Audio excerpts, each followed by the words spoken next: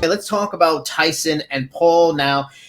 I mean, it was big news. If you missed it somehow, the fight has been postponed. It's not going to happen July 20th because Grandpa Tyson, he had a bit of a health scare on a flight. Where was he flying from? LA to Miami?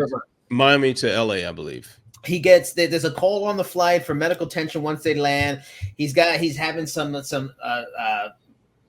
issues related to an ulcer, a long time ulcer, but he claimed after the whole thing he was fine. His camp claimed he was fine, and then MVP Promotions released last week he's not clearly fine, and doctors have advised him to chill out a little bit.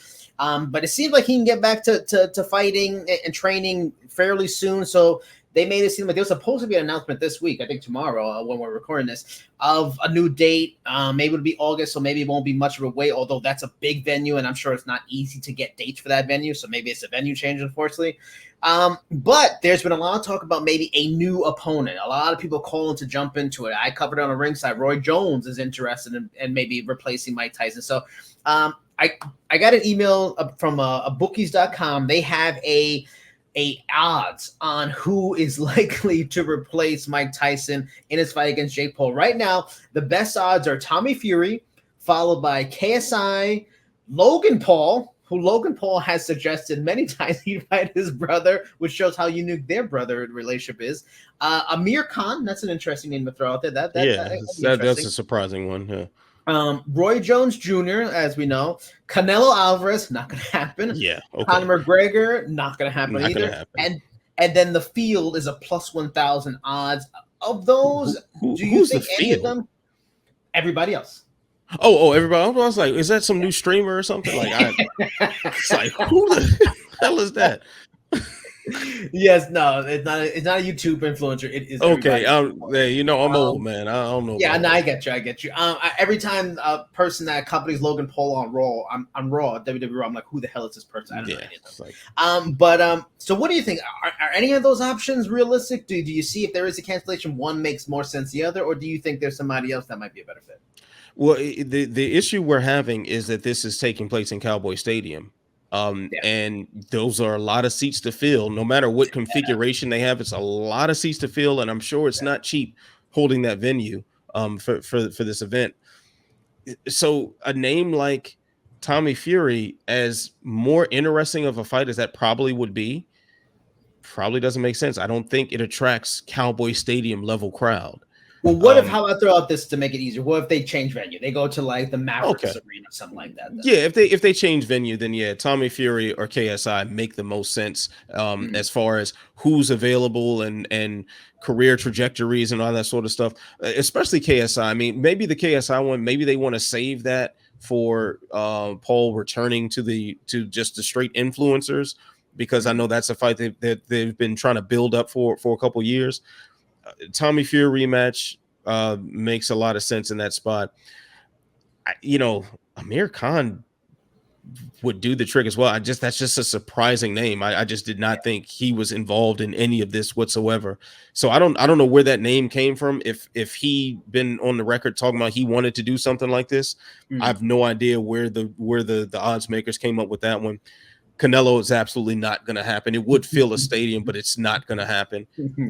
Roy Jones, though, that's the name. That's the name that makes most sense, because it preserves this pseudo quest for legitimacy that Jake Paul's on. So he can say, hey, I defeated a world champion. Okay. So he's in the same age bracket that he was targeting originally. And Roy Jones is a name that was very big back in the day, and like diehard boxing fans would cringe as they handed over their credit card. So okay, I guess we can do that. Yikes. I think Roy Jones probably is the fight that makes the most sense, just for what you said, and I think it's the biggest thing. Amir Khan fascinates me, but I think most people kind of forgot about him. Like his relevancy was like a decade ago, unfortunately. He's disappeared for the most part since then. Roy Jones fits the bill in a lot of ways in keeping the theme of this and everything. But honestly, I really hope it will be Logan. Logan versus Jake People on Netflix, Yeah. oh my God, they People would would watch watch that. two brothers try to beat the hell out of each other, and then they would both sell it. We'd get all the dirty laundry about how Logan was just the worst big brother and all this nonsense when they were coming up as YouTubers. That would be great. It would be, I would watch it. I would watch that even maybe more than him and Tyson. I mean, we would watch it. The only thing is, it would most likely be a massive disappointment. Massive disappointment. Like I they don't can talk, know. they can talk I all the think mess they want don't to like each other. other. I mean, they I'm sure they have issues with one another. Like, of course they probably do. And I remember they had some conflict about the Prime Hydration sponsorship on one of their fights or something like that. Whatever. Like that's a possibility.